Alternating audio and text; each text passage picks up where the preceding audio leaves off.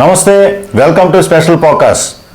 ఏపీలో రాజకీయంగా చూసుకుంటే గనక పెద్ద ఎత్తున ఎన్నికల దగ్గర పడుతున్నటువంటి పరిస్థితుల్లో అటు జగన్మోహన్ రెడ్డి సిద్ధం అంటూ ప్రజల్లోకి వెళ్తున్నారు. మరోవైపు చంద్రబాబు కదలిరా అంటూ కూడా ప్రజల్లోకి వెళ్తున్న పరిస్థితి. మరోవైపు చూసుకుంటే లోకేష్ శంకారావం. ఇక మహిళలను పెద్ద ఎత్తున కూడా స్పందింపజేస్తున్నటువంటి కార్యక్రమం నిజం గెలవాలి. నారా భువనేశ్వరి చేస్తున్నటువంటి ఈ యొక్క కార్యక్రమానికి సంబంధించి చూస్తే విశేషమైనటువంటి స్పందన వస్తుందనేటటువంటిది మహిళల్లో ఉన్నటువంటిది. ప్రస్తుతం మనతో ఉన్నారు తెలుగుదేశం పార్టీ సాంస్కృతిక విభాగం ప్రధాన కార్యదర్శి కె వెంకటరమణ గారు. ప్రస్తుతం మేడం ఏదైతే ఈ యొక్క నిజం గెలవాలి భువనేశ్వరి గారి కార్యక్రమంకి సంబంధించి ఏం చెప్తారో మనం తెలుసుకుందాం. ప్రస్తుతం ఏదైతే ఈ యొక్క నిజం గెలవాలి అనేటటువంటిది విస్తృతంగా రాష్ట్ర వ్యాప్తంగా కొనసాగుతున్నటువంటి పరిస్థితి. మేడం నమస్తే. నమస్తే మేడం.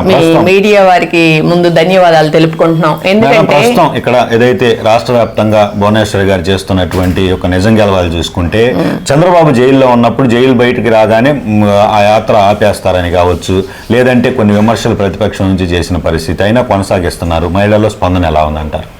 మహిళల్లో స్పందన అంటే పూర్తిగా జగన్మోహన్ రెడ్డి గారు చేసింది ఘోరాతి ఘోరంగా అన్యాయంగా బూతులు సైకోలాగా మరి రాష్ట్రాన్ని నాశనం చేయటం తప్పితే ఏమీ లేదనేది ప్రతి ఒక్క మహిళ అందరూ తెలుసుకొని భయభ్రాంతులయ్యి సైలెంట్గా ఉన్నారేమో కానీ ధైర్యం గల వాళ్ళు బయటకు వచ్చి చెప్తున్నారు. కొంతమంది భయపడి మాట్లాడితే లోపలేస్తాము అనే దానికోసం వెళ్ళలేని వాళ్ళు అలా భయపడి ఆగుతున్నారే కానీ ఈసారి 100కి 200% తెలుగుదేశం వస్తుంది అని చెప్పేసి గట్టిగా ఛాలెంజ్ చేసి చెప్తున్నానండి. కానీ ఇంత ఘోరంగా బ్రిటిష్ పరిపాలన కూడా ఇంత ఘోరంగా లేదు. అంత నీచమైన ప్రభుత్వాన్ని చూసాం. అలా ఉంది. నిజం గెలవాలి అనేది ఎందుకు భువనేశ్వరి మేడం గారు పెడితే ఆ నోరు నొక్కేసి ఏదో బయటికి రారు, భయభ్రాంతులు అవుతారు లోపలేస్తని ఒక పేపర్ పరంగా కానీ చట్టపరంగా అంతా రాంగుగా ప్రవర్తించినా కూడా ఆయన బయటికి రావడం, లోకేష్ బాబు పాదయాత్ర ఆపటం, ఆ పాదయాత్ర కూడా సక్సెస్ చేసేలా ఉంది అని భయంతో చేసే పనులన్నీ మరి మన టీడీపీకి మంచి ప్లస్ పాయింట్. అంటే ఒక నిజాయితీ పరుడు అనేది తెలుసు, ఇంకా పబ్లిక్లోకి తీసుకొచ్చి ప్రచారం చేశారు కాబట్టి వాళ్ళకి ఇంకా మనం ధన్యవాదాలు చెప్పుకోవాలి. మేడం, ప్రస్తుతం మనం చూసినట్లయితే కనుక నిజం గెలవాలి అనేటటువంటి కార్యక్రమం అనేటటువంటిది భువనేశ్వరి గారు స్టార్ట్ చేసినప్పుడు ఆమెను కూడా అరెస్ట్ చేస్తారు, హెరిటేజ్ భూములకు సంబంధించి రాజధానికి సంబంధించినటువంటి కేసులు ఉన్నాయంటూ ఒకవైపు చంద్రబాబు రాకాదిలరా చేస్తుంటే ప్రాజెక్టులు పైన విధ్వంసం అనేటటువంటి దాంట్లో విస్తృతంగా ప్రజల్లోకి వెళ్తుంటే ఆయన అరెస్ట్ చేసి లోపల పెట్టిన టైం అది. అలాగే లోకేష్ వాళ్ళ తండ్రికి సంబంధించినటువంటి న్యాయపరమైన కోర్టు వ్యవహారాలు చూడటానికి ఆయన పాదయాత్ర నిలిపివేసి ఢిల్లీ వెళ్ళిన పరిస్థితి. ఆ సమయంలో భువనేశ్వరి గారు ఏదైతే చేపట్టినటువంటి నిజం గెలవాలి కార్యక్రమాన్ని కూడా ఆటంక పెడతారు. డెఫినెట్ ఆమె కూడా జైలుకి వెళ్లాల్సి వస్తుంది అనేటటువంటిది వైసీపీ నుంచి పెద్ద ఎత్తున వచ్చినటువంటిది. ఆ టైంలో ఏమనుకున్నారు అసలు? ఆ టైంలో ఏమనుకున్నారు అంటే బాబు గారిని పెడతారు, బాబు గారు చిన్న బాబు 5 ఏళ్ల బాబు లోకేష్ బాబు గారి బాబుని దేవాంశు ఆయన మనవణ్ణి పెడతారని కూడా చెప్తారు. వాళ్ళదేముంది నోరే కదా, కొండ మీద మూత లేనట్లు కొండ మీద మూత అయినా పెట్టచ్చు, నోటికి మూత లేదని నోరేసుకొని అలా ఏదేదో చెప్పి వాళ్ళే బొక్కబోర్లా పడ్డారు. మేడం, అంటే ఎన్టీఆర్ టైం నుంచి మీరు రాజకీయాల్లో ఉన్నారు. ఎన్టీఆర్ టైం నుంచి చూసుకుంటే కనుక వాళ్ళ ఫ్యామిలీకి సంబంధించి చంద్రబాబుకి సంబంధించి మహిళలు ఎవరైతే భువనేశ్వరి గారు కావచ్చు, అలాగే ఎవరైతే ప్రస్తుతము లోకేష్ గారి సతీమణి కావచ్చు, వాళ్ళు కూడా రాజకీయాల్లోకి స్వచ్ఛందంగా ఏదైతే డైరెక్ట్గా ఇన్వాల్వ్ అయిన పరిస్థితే లేదు. వాళ్ళు ఒక్కసారిగా భువనేశ్వరి గారు బయటికి రావటం, నిజం గెలవాలి కార్యక్రమం పెట్టడం, ఆ మహిళల్లో ఎలాంటి స్పందన వచ్చిందంటారు మీరు చూస్తుంటే? మహిళల కోసం వాళ్ళు ఇంట్లో నుంచి బయటికి రాని ఫ్యామిలీ కూడా అవసరం లేదు. వాళ్ళకి బిజినెస్లు ఇది ఆ కంపెనీలు చూసుకోవటమే వాళ్ళకి బిజీ. కానీ ఎందుకోసం వచ్చారంటే ప్రజల కోసం వచ్చారు, మహిళల కోసం వచ్చారు. వాళ్ళ పడే క్షోభను చూసి ఇలా ఉంటుందా, మనం కూడా బయటికి రావాలి, వాళ్ళకి ఒక అండగా నిలబడాలి అని మాటలతో కాదు చేతలతో చేసి చూపిస్తున్నారు. అదండి వాళ్ళ రాయల్టీ. అంటే మేడం, గతంలో జగన్మోహన్ రెడ్డికి కూడా వాళ్ళ తల్లి చెల్లి వాళ్ళు కూడా పాదయాత్రలు చేసి రోడ్ షోల ద్వారా ప్రజలను ఏదైతే రాజకీయంగా మా అబ్బాయిని ఒకసారి గెలిపించండి, నేను తల్లి కావచ్చు అలాగే వాళ్ళ చెల్లి కావచ్చు పాదయాత్రలు చేసిన పరిస్థితి. అయితే వైసీపీకి సంబంధించి చంద్రబాబు జైల్లో ఉన్నాడు, లోకేష్ను కూడా రేపు మాపు అరెస్ట్ చేస్తారు, ఇక ఆడవాళ్ళ మీద ఆధారపడాల్సి వచ్చింది వాళ్ళకి అనేటటువంటి ఒక విమర్శలు కూడా చేసిన పరిస్థితి. అంటే వాళ్ళకు కూడా లేడీసే బయటకు వచ్చి రాజకీయాలు నడిపిన పరిస్థితి ఉంది. ఈ రెండింటిని పోల్చుకుంటే మీరేం చెప్తారు? ఏం చెప్తారంటే, ఇంట్లో మరి తమ్ముడు నిలబడుతున్నాడు అన్నయ్య, తల్లి చెల్లి బయటకు వచ్చారు. ఒకసారి చూడు బాగా చేస్తాడు అనుకున్నారు. ఈ రోజున మరి తల్లి చెల్లి బయటపడే చెల్లే చెప్తుందిగా, మా జగన్మోహన్ రెడ్డి అన్నయ్య ఇంతకుముందు అన్నయ్య కాదు, సీఎం అయ్యాక సీట్లో కూర్చున్నాక మా వదిన మాటలేని జుట్లు పట్టుకొని తన్నుకుంటున్నా కూడా చూస్తూ ఉండి నన్ను ఇంత క్షోభ పెడుతున్నాడు అని ఆమె గొంతెత్తి ఎలిగెత్తి చాటుతుందిగా. మరి ఇప్పుడు ఆపోజిట్ వాళ్ళు చెప్తే టీడీపీ వాళ్ళు చెప్తున్నారు కక్ష సాధింపుల కోసం, ఓట్ల కోసం అని అనొచ్చండి. మరి చెల్లి తల్లి బయటకు వచ్చి, మరి తల్లి కన్నబిడ్డ ఎంత దుర్యోధనుడు ధృతరాష్ట్రుడైనా కడుపులో పెట్టుకుంటున్నట్టు దిగమింగుతున్నా, మరి చెల్లి వచ్చి బయటకు వచ్చి చెప్తుంటే తల్లి ఎందుకు ఆపలేకపోతుంది? వాళ్ళు ఎంత మానసికంగా నలిగుంటే బయటకు వచ్చి చెప్తున్నారు. ఇది ప్రజలందరూ చూస్తున్నారండి. ఈ ప్రజలకు తెలియాల్సింది, ఇప్పుడు టీడీపీ వాళ్ళే చెప్పినట్లయితే అమ్మో ఓట్ల కోసం చెప్పి గెలవటానికి చెప్తున్నారు అనుకునేవాళ్ళు.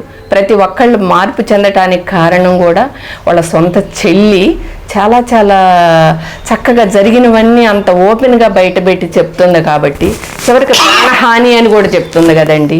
అంటే వాళ్ళ అన్నయ్య మీద ఇప్పుడు వీళ్ళంతా నరుక్కోవటం, చంపుకోవటం, రౌడిజం, బూతులే కానీ మరి ప్రాణహాని ఎవరైనా చెప్తారేంటి? ఒక బ్లడ్ రిలేషన్.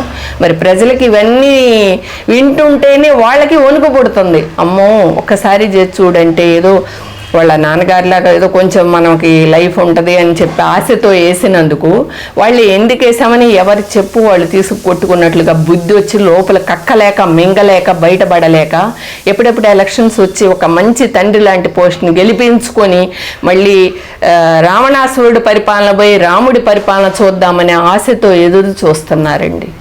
మేడం, ప్రస్తుతం ఏదైతే ఇప్పుడు లోకేష్ శంకారాం తాజాగా చూసుకుంటే, చంద్రబాబు మళ్ళీ ఏదైతే కదలిరా విస్తృతంగా ప్రజల్లోకి వెళ్తున్న పరిస్థితి, మరోవైపు భువనేశ్వరి గారు ఆమె చేస్తున్నటువంటి నిజం గెలవాలి, ఈ మూడింటి యొక్క ప్రభావం నేపథ్యంలో రాబోయేటటువంటి 2024 ఎన్నికల్లో ఎలా ఉండబోతుంది అనుకుంటున్నారు? రాబోయే 24 ఎన్నికల్లో నేను ముందు స్టార్టింగ్లోనే చెప్పానండి, టీడీపీ తప్పనిసరిగా గెలిచి తీరుతుంది, మామూలుగా కాదు, 100కి 200% గెలుస్తుంది. ప్రజలందరూ ఈ భయభ్రాంతులు వదిలేసి చక్కగా ఓట్లేస్తారు, గెలుస్తారు. అప్పుడు వాళ్ళు చెప్పిన నిర్ణయం ప్రకారం మొత్తం వాళ్ళు మాట నిలబెట్టుకొని చేతి చూపిస్తారు. ఎందుకంటే వాళ్ళకి ఇంట్లో కూర్చుంటే వాళ్ళకు ఉన్నది చాలక కాదు, లేకపోతే బయటకు వచ్చి సంపాదించి తినాలని కాదు, మన ప్రజల కోసం వస్తున్నారు. వాళ్ళ ఇంట్లో నుంచి రాని వాళ్ళు కూడా బయటికి మన కోసం ఎంత సర్వీస్ చేయడానికి మనకి తండ్రిలాగా సీఎంగా మన చంద్రబాబు గారు, లోకేష్ బాబు గారు మరి ఒక్కడై ఉండి గారాబంగా పెరిగి అమెరికాలో చదివి వచ్చి ఎంతో హాయిగా బిజినెస్ల మీద వాళ్ళకి బయటికి ఎండలో వచ్చి వర్షంలో వచ్చి మట్టి పూసుకొని ఆ బురదలో కాలువల్లో దిగి ఎవరి కోసం అండి? మన కోసం, మన ప్రజల కోసం, అందరూ బాగుండాలి అనే దానికోసం. అందుకని అందరూ ఇలా శ్రద్ధ పెట్టి ఆలకించి మంచేదో చెడేదో తెలుసుకున్నారు కాబట్టి మంచి నిర్ణయం తీసుకొని టీడీపీని గెలిపిద్దాం. టీడీపీని గెలిపించిన తర్వాత మనం చక్కగా చెప్పటమే కాదు చేసి చూపించడం చూద్దాం. కంపెనీలు పోయినాయి, కూలి పనికి వెళ్ళే వాళ్ళకి కూలి పని లేదు. ఈ రామచంద్ర అని అల్లో నారాయణలాగా విలవిలలాడిపోతున్నారు. వీళ్ళందరికీ మంచి రామరాజ్యం వస్తుంది, రావణ రాజ్యాన్ని తగలబెట్టేద్దాం. ద ఎండ్ అంతే. వైసీపీకి ఇక లేదండి ఛాన్స్. ఒక్కసారి వేసి చూశారు, నమ్మి మంచిగా చేస్తే మళ్ళీ తనే రిపీట్ చేసుకునే వాళ్ళు ప్రజలు కూడా. కానీ భయంకరమైన పనులు చేసి మనం అంటే బూతులు తిట్టు ఇట్లా అట్లని పొగిడి ఏదో మార్కులు కొట్టేయటానికో చెప్పే ఇది కాదండి. వేదనతో ఆడవాళ్ళకి రక్షణ కావాలన్నా, మన రౌడీయిజం తగ్గాలన్నా, ఒక స్త్రీ భయం లేకుండా బయటికి వెళ్ళి రావాలన్నా, మంచిగా ఉండాలి అంటే టీడీపీని గెలిపియండి, టీడీపీకి ఓటేద్దాం. మనం మంచి నిర్ణయం తీసుకున్నామని మన అంతరాత్మకి దేవుడికి భయపడి ఆన్సర్ ఇచ్చుకున్నాం. ఒకటి పొగిడాడా ఒకటి తిట్టాడా ఐ డోంట్ కేర్. 100 కోట్లు అన్నా మనకు డబ్బు కాదు కావాల్సింది, ఆ ఒక రక్షణ, ఒక భయం లేని లైఫ్. ఎన్ని రోజులు బతుకుతామండి? లైఫ్ శాశ్వతం కాదు. ఎవరైనా మంచి నిర్ణయం తీసుకోండి.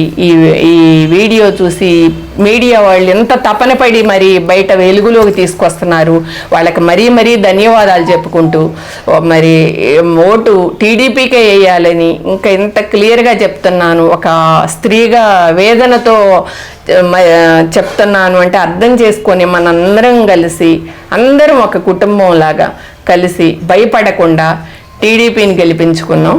మనం అనుకున్న ఏదైతే టీడీపీకి సంబంధించి ఉంటుంది ఈసారి, ఎందుకంటే ప్రజలంతా ఇబ్బందుల్లో ఉన్నారనేటటువంటి అభిప్రాయం చెప్తున్నారు. మరోవైపు జగన్మోహన్ రెడ్డి సాక్షాత్తు వేదికల పైన నేను మీ బిడ్డని, నన్ను ఆశీర్వదించండి, అందరు నా వైపే ఉన్నారు అనేటటువంటి వ్యాఖ్యలు చేస్తున్నారు. అసలు జగన్మోహన్ రెడ్డిని బిడ్డగా స్వీకరించే పరిస్థితి రాష్ట్రంలో ప్రజలకి ఉందా? ఏదైతే అతను నేచర్ ప్రకారం కానీ పరిపాలన ప్రకారం కానీ అసలు ఆ మాట చెప్పుకోవటానికి కూడా సిగ్గుసేటండి. ఇప్పుడు షర్మిల గారు చెప్తున్నారు అంటే జనంలోకి బాగా బ్రెయిన్తో వాళ్ళు షార్ప్ అయిపోయారండి. ఇప్పుడు మేమంటే ఆపోజిట్ చెప్తున్నామని అనుకోవచ్చు. ఆ మాటకి ఆ తల్లికి భూదేవికి బరువుగా భారంగా అవమానం అండి. ఒక్క 16 కేసులు ఉన్న ఆయన్ని మరి తీసుకొచ్చి సీఎం చేసి జనం నమ్మినందుకు నెత్తి మీద ముద్దులు పెట్టి ఏం చేశాడండి చెప్పండి? ఎవరికి వాళ్ళకి ప్రజలు ఆలోచించుకొని తీర్పు చెప్పుకోండి, మాకు చెప్పడం అని కాదు. ఇప్పుడు ఒక పాస్పోర్ట్కి పక్కింటికి వచ్చి కనుక్కుంటారు, ఏంటమ్మా ఎలా ఉంది ఎలక్షన్, మరి ఈ అమ్మాయి మంచిదా, ఏమన్నా ఒక మచ్చ ఉందా అంటే పాస్పోర్ట్ ఇవ్వరు. ఏదన్నా కేసు ఉంటే, చిన్న కేసు ఉంటేని. మరి సీఎం సీట్ ఇచ్చి తండ్రిగా కూర్చోబెట్టినప్పుడు ఉన్న పిల్లలకి, పెద్దలకి, ముసలోళ్ళకి అన్ని ఇబ్బందులు పెట్టేసి 10,000 ఇచ్చినట్టు ఇచ్చి 20,000 లాగుతూ, మరి వంగితే పన్ను, లెగిస్తే పన్ను, ఇంటి పన్నులు డబల్ ఛార్జీలు చేసి, కరెంటు బిల్లులు ఏందండి బాబోయ్ దారుణం. 2,000 వచ్చే బిల్లు 10,000 వచ్చి మీరు కట్టాలా, సస్తారా అంటే ఫ్యాన్ లేకుండా బ్రతకలేమని చెప్పేసి ఈగలు దోమలతో చంపుకోలేం కదా.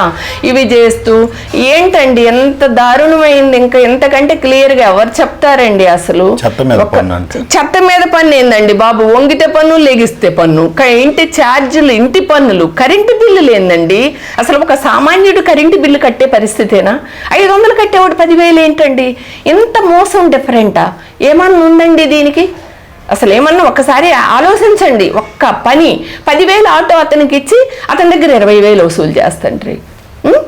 ఏది 10,000 స్కూలు, అమ్మబడి, నాన్నబుడ్డి, పెన్షను ఇవన్నీ చెప్పేసి దానికి కోట్లు తీసుకొచ్చి ఫండ్స్ తీసుకొని అప్పులు చేసి ఇది కాకపోతే సచివాలయంలో పెట్టాము. మళ్ళీ సచివాలయంలో ఏమన్నా న్యాయం జరుగుతుందా? అక్కడికి వెళ్తే మీరు సర్టిఫికేటు, ఒక మదర్ చనిపోయి సర్టిఫికేట్కి వెళ్తేనే మేము సర్టిఫికేట్ ఇవ్వడానికి ఎంత కావాలా అంత కావాలా మీరు మేము వచ్చి చెప్పాలంట. వాళ్ళు వచ్చి వెరిఫై చేసి ఆ లైన్ వార్డు నెంబర్ వచ్చి రాసుకొని వెళ్ళి చేయొద్దండి. ఎంత దారుణమైన ప్రభుత్వాన్ని ఎప్పుడైనా చూసామండి? ఏమండి ఇక ఈ బతకపోతే ఏమైంది, ఒకసారితో ప్రాణం పోద్ది అంతే కదా, అంతకు మించి ఏం చేయగలుగుతారు? కానీ ఇది అందరు ఒకళ్ళ వల్ల నలుగురైనా బాగుపడతారుగా. ఈ క్లారిటీగా విని జాగ్రత్తలు తీసుకొని మంచిగా గెలిపించుకుందాం, రాముడి రాజ్యం తెచ్చుకుందాం, రావణాసురుడి రాజ్యం వద్దని మరీ పదే చెప్తున్నానండి. కనువిప్పు కలిగి ఎవరి అంతరాత్మకి ఏమండి ఎవరికి వాళ్ళు తెలుసుకున్నారండి, మనం చెప్పడం కాదు, ఈ అందరికీ తెలుసు. కానీ కొంతమంది బయటకు వచ్చి చెప్తున్నారు, కొంతమంది లోపల పెట్టుకొని అక్కడికి వెళ్ళి ఓటు గుద్దేది మట్టికి న్యాయానికే చేస్తారు. న్యాయమే గెలిసిద్ది, నిజమే గెలిసిద్ది. అబద్ధం అనేది ఎప్పుడు ఆ ప్రజెంట్ అప్పటికప్పుడు క్షణికం అబద్ధం అనేది. Thank you madam. ఇది పరిస్థితి. ఏదైతే రాష్ట్రంలో నిజం గెలవాలనేటటువంటి భువనేశ్వరి గారు చేస్తున్నటువంటి ఈ యొక్క యాత్రకు సంబంధించి చూస్తే నిజమే గెలుస్తుంది అనేటటువంటిది టీడీపీకి సంబంధించి సాంస్కృతిక విభాగానికి సంబంధించి ప్రధాన కార్యదర్శిగా ఉన్న కె వెంకటరమణ గారు చెప్తున్నటువంటి పరిస్థితి. జగన్మోహన్ రెడ్డికి 151 సీట్లు ఇచ్చి పెద్ద స్థానంలో కూర్చోబెడితే ఆయన స్థాయి పడగొట్టుకుని రాష్ట్రంలో ఏదైతే ఇబ్బందికరమైనటువంటి పాలన చేస్తున్న నేపథ్యంలో ప్రతి ఒక్కరికి కూడా ఈ ప్రభుత్వాన్ని వెంటనే మార్చాలి, ఎప్పుడు ఎన్నికలు వస్తాయని ఎదురు చూస్తున్నారని. అయితే ప్రభుత్వం పెట్టేటటువంటి బెదిరింపులకు సంబంధించి, ఇబ్బందులకు సంబంధించి బహిర్గతం అవటం లేదు. ప్రజలు నిశ్శబ్దమైనటువంటి ఓటింగ్ డెఫినెట్గా టీడీపీకి అనుకూలంగా ఉండేటటువంటి అవకాశమే ఉంటుందనేటటువంటి అభిప్రాయం వ్యక్తం చేస్తున్న పరిస్థితి అయితే ఉంది. గతంలో ఎన్నడూ కూడా రాజకీయాల్లోకి కనీసం ఇన్వాల్వ్ అవ్వనటువంటి భువనేశ్వరి గారు భర్తను అన్యాయంగా జైలుకు పంపడంతో ఆమె ప్రజల కోసం బయటకు వచ్చినటువంటి పరిస్థితి ఉందనేటటువంటి అభిప్రాయం వ్యక్తం చేస్తున్న పరిస్థితి. భువనేశ్వరి యొక్క స్పందనతో ప్రజలందరూ కూడా, మహిళలు ముఖ్యంగా పెద్ద ఎత్తున కూడా టీడీపీకి సంబంధించి ముందుకు వస్తున్నారని, జగన్మోహన్ రెడ్డి నేను మీ బిడ్డని అనేటటువంటి ఒక వ్యాఖ్యలు చేసినప్పటికీ కూడా అతన్ని బిడ్డగా స్వీకరించే పరిస్థితిలో ప్రజలు లేరు అనేటటువంటి అభిప్రాయం. కరెంటు బిల్లులు కావచ్చు, ప్రజా సమస్యలు కావచ్చు, ఒక్కటి కూడా పట్టించుకున్న పరిస్థితి లేదంటున్నారు. ఎవరైతే జగన్మోహన్ రెడ్డి పెట్టినటువంటి వాలంటీర్లు, సచివాలయాల వ్యవస్థ కూడా అవినీతిమయంగా మారింది.